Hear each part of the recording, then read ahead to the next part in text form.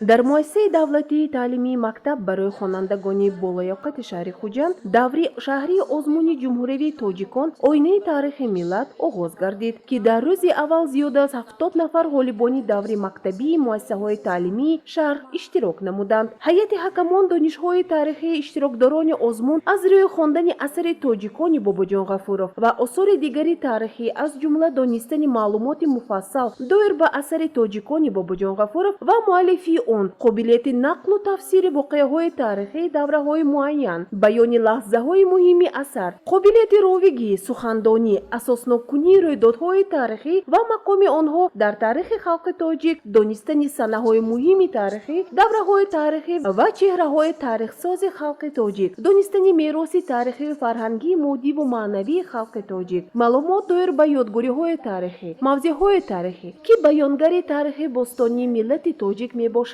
ва донистани сарчашмаҳои тарихӣ ва асарҳои илмию бадиӣ оид ба тарихи миллати кӯҳанбунёди тоҷик муайян карда баҳогузорӣ намуданд. Озмуни ҷумҳуриявии Тоҷикон оинаи тарихи миллат дар соли 2023 ба ифтихори 115-солаги академик Бобоҷон Ғафуров бо мақсади арҷгузорӣ ба тарихи пурифтихори миллати тоҷик, омӯзиши амиқу ҳамаҷонибаи корномаҳои шоистаи ниёгони халқамон дар тӯли тарих, тақвияти ҳиссу худогоҳӣ ва худшиносии миллӣ, эҳёи ҳофизаи тарихӣ ва ба ҳамин роҳ шинохти беҳтарин нақши миллати кӯҳанбунёду фарҳангсолории тоҷик дар рушди тамаддуни инсоният, ки ба далелҳои раднопазир ва бо такя ба сарчашмаҳои илмию тарихӣ дар китоби мондагору пурарзиши академик Бобоҷон Ғафуров Тоҷикон ва дигар асарҳои тарихӣ инъикос ёфтааст, баргузор мешавад. Озмун дар байни аҳолии кишвар аз ҷумла хонандагони муассисаҳои таҳсилоти миёнаи умумӣ, донишҷӯёни муассисаҳои таҳсилоти ибтидоӣ, миёна ва олии касбӣ,